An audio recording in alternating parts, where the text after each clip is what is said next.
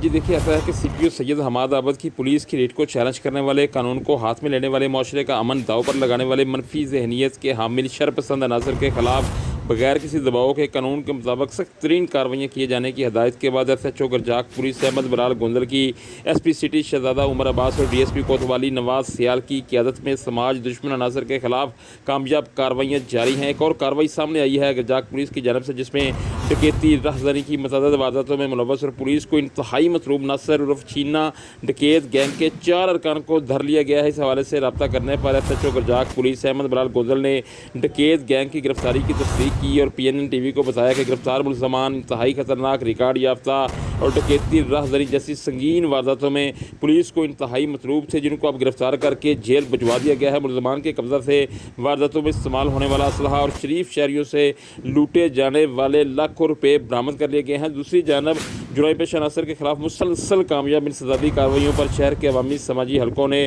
گرجاک police کو بھرپور خراج تحسین پیش کرتے ہوئے سی پی او سید حماد آباد کا شکریہ ادا کیا ہے۔